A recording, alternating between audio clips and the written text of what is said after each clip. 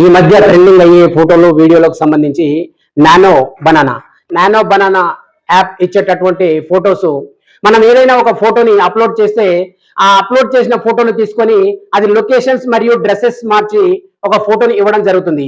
దీనివల్ల ఎంతవరకు సేఫ్, దీనివల్ల ఎంతవరకు ఉపయోగకరంగా ఉంటుంది, మన యొక్క ప్రైవసీ ఏమైనా దెబ్బతింటుందా అనే దానిపై పోలీసు వారి హెచ్చరిక కూడా జారీ చేయడం జరిగింది. ఇటువంటి యాప్స్ వాడడం వల్ల సైబర్ క్రైమ్ అటాక్ జరగడం, అకౌంట్ లో ఉన్నటువంటి అమౌంట్ ను కూడా చోరీ చేయడం, మన డేటా చోరీ చేయడం జరుగుతుంది.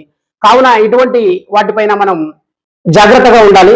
ఈ నేపథ్యంలో ఒక యువతికి జరిగినటువంటి సేదు అనుభవం ఏంటంటే, ఒక యువతి చుడిదారులో ఉన్న ఫోటోని అప్లోడ్ చేసి మా శారీలో ఉన్నటువంటి మార్పింగ్ చేసినటువంటి ఫోటో పుట్టుమచ్చతో సహా రావడం జరిగింది. ఆమె చుడిదారు లోపల ఉన్నటువంటి పుట్టుమచ్చ ఆ శారీలోకి ట్రాన్స్పరెన్సీ శారీలోకి మార్చినప్పుడు కూడా ఆ పుట్టుమచ్చ అలాగే గుర్తించడం జరిగింది.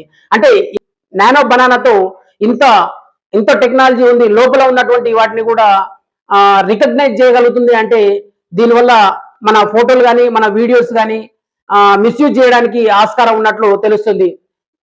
అందువల్ల ఇటువంటి వాటిపై చాలా జాగ్రత్తగా ఉండడం అవసరం. Thank you.